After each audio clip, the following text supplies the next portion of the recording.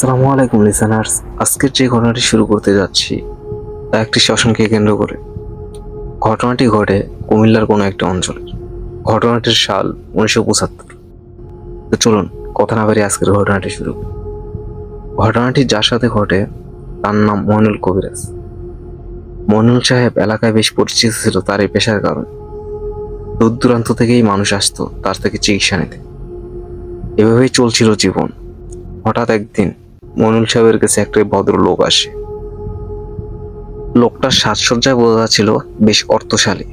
তিনি কবিরাজের কাছে তার সমস্যার কথা জানায়, তবে সমস্যাটি ছিল একটু অন্য রকমের। এমনিতেই কবিরাজ সাহেব ছোটখাটো কাজ করত, তবে এইবারের কাজটা বেশ কঠিন। ভদ্রলোকের মেয়েটাকে নাকি চিনি আসর করেছে।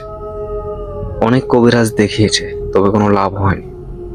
মইনুল সাহেবের কাছে ভালো নামডাক শুনে তিনি সাহায্যের জন্য এসেছেন। কবিরাজ সাহেবও তাকে আশ্বস্ত করে বলেন, ভদ্রলোকের বাড়িতে কবিরাজ সাহেব যাবেন নির্দিষ্ট কোনো একটা তারিখে, তবে 3টি হিসেবে অমাবস্যার রাত। কবিরাজ সাহেব মাগরিবের পর তার বাসায় যায়। বাসায় ঢোকার আগে মইনুল সাহেবের গায়ে বাতাস লাগতেই বোঝেন যে ব্যাপারটা বেশ জটিল। তিনি সেটা অতিক্রম করে মেয়েটার রুমের দিকে যান। সেখানে গিয়ে দেখেন বিছানায় পড়ে আছে একটা মৃতপ্রায় পুতুল। মেয়েটা একদম কঙ্কালসার হয়ে মৃত্যুর জন্য অপেক্ষা করছে। তিনি মেয়েটাকে লক্ষ্য করে রাতে আসনে বসবেন বলে সিদ্ধান্ত নেন।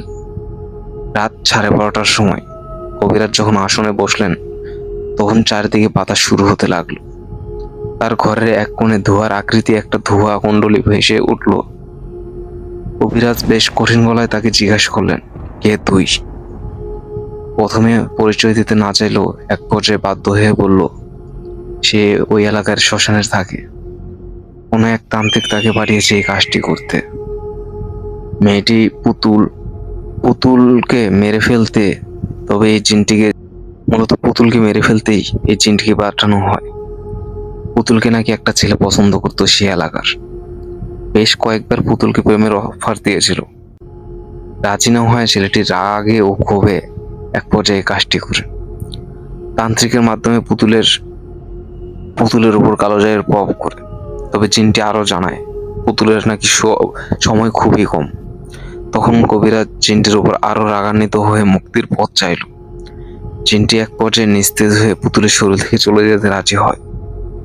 এই জন্য সে একটি কালো খাসি আবদার করে। তারপর সেগুলো দেওয়া হলে আস্তে আস্তে পুতুলের শরীর থেকে সে জিনটি চলে যেতে শুরু করে। আসসালামু আলাইকুম লিসেনার্স। এই কাজগুলো যে করে থাকে সেটি একটি মারাত্মক অপরাধ। তাই আমরা চেষ্টা করব এসব কাজ থেকে বিরত থাকতে এবং অন্যদেরকেও নিরাপদে রাখতে। আর আজকের ঘটনাটি কেমন লাগলো তা অবশ্যই কমেন্ট করে জানাবেন এবং বেশি বেশি ভালো লাগলে শেয়ার করুন। আর সাবস্ক্রাইব করতে ভুলবেন না। আসসালামু আলাইকুম।